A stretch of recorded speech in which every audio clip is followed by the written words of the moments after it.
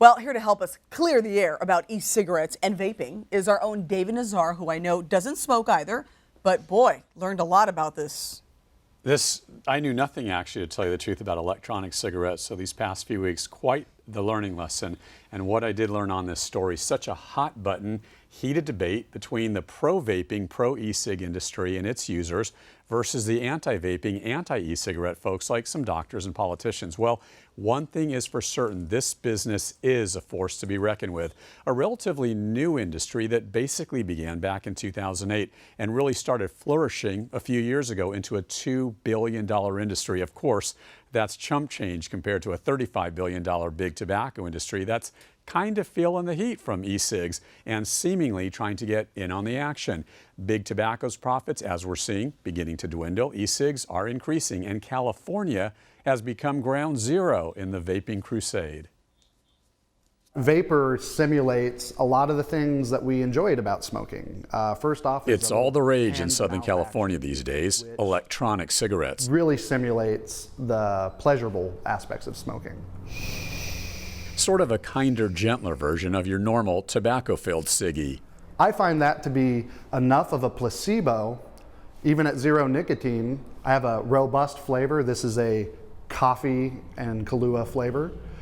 I find that to be close enough to smoking that I don't need a cigarette. At the Vapor spot on Sunset Boulevard, owner JJ Jenkins says electronic cigarette sales are soaring. JJ explains exactly how the battery-powered, heat-coiled e-cig works. You pass a current through it, it heats up very gently, and what it'll do is it'll steam 1 or 2 drops of that food flavoring with or without the nicotine, the liquid, the e-liquid, and make these ginormous vapor clouds. Has the appearance of smoking, but has none of the effects of smoking, such as bad burnt mouth, ash, stems and leaves being inhaled, and vaping doesn't have any of the tar. JJ says his shop offers a smorgasbord of e-cig flavorings, hundreds of seasonings for any smoker to savor. There's everything from a tobacco to a peach to a watermelon. This is our strawberry, cucumber, lemon zest mixture. We also have some flavors that are more robust. We have a lot of dark coffees. Hutan Halako was sold.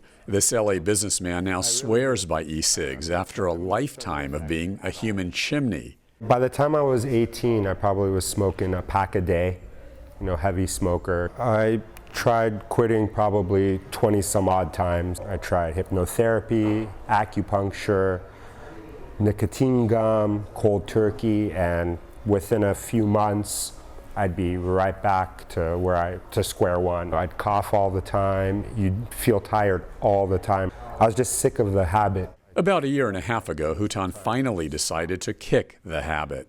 I saw everyone smoking electronic cigarettes and the vapor pens, and I said, you know what, maybe I should give that a try. And it made it the easiest possible way for me to quit cold turkey. I had no cravings, I had no withdrawals, I was even breathing better. While Hutan might be breathing easier, California Senator Barbara Boxer is breathing fire. Boxer says she's fuming that the feds are doing nothing to regulate this industry. Boxer was at this hearing grilling e-cig business leaders. Are you marketing to children? And earlier this week, she spoke with us over the phone.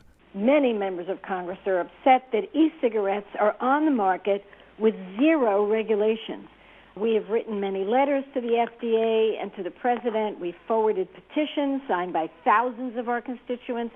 We're asking FDA to finalize a rule to make sure that e-cigarettes are regulated just as traditional cigarettes are. Senator Boxer is also concerned that electronic cigarettes are being sold to countless kids underage. The senator says between 2011 and 2013, e-cig usage among teens tripled. E-cigarettes are dangerous. They have nicotine. They contain chemicals such as the one that's used in antifreeze. It's toxic to humans. Frankly, I don't care what e-cigarette companies say. If you make products with flavors like bubble gum, gummy bears, those are aimed at children, period, end of quote. Our demographic of 18 to 21-year-old smokers after 5 years is less than 1% of my sales. We're not catering to a young client, we're catering to an adult client in the 30 to 55-year-old age range. Is this electronic cigarette thing just a fad, or do you see it here to stay? It's here to stay. Absolutely. I've inhaled quite a bit in these last few weeks with the medical marijuana story and now the e-cig story anyway. What's happening, David? Really, the Vapor Spot was the first vape bar of its kind to open 5 years ago. JJ was a real trendsetter. Now, a few facts. The e-cig industry, remember, it's not actually claiming that the e-cigs are completely safe. E-cig vaping folks are just saying that they are, quote, safer than normal cigarettes. They like to use the terms or phrases such as smoke-free lifestyle or zero nicotine or non-tobacco or harm reduction. Of course, anti-vaping, anti-e-cig folks like Senator Boxer and others say it's nonsense. This is all semantics. I do want to clarify one thing about all the flavorings you saw in the story being used in the e-cigs. The fact of the matter is, so far, there has been no testing to see if inhalation of all these flavors is safe. There is testing in progress. We should know more soon, although Rick and Elizabeth, as you know, I have no dog in the fight, never smoked one of these electronic cigarettes, but I'm going to tell you from being out there in the street a few weeks, talking to all the folks, the smokers say it is the only thing that has gotten them off cigarettes, and they swear by these e-cigs. That's what they're telling me.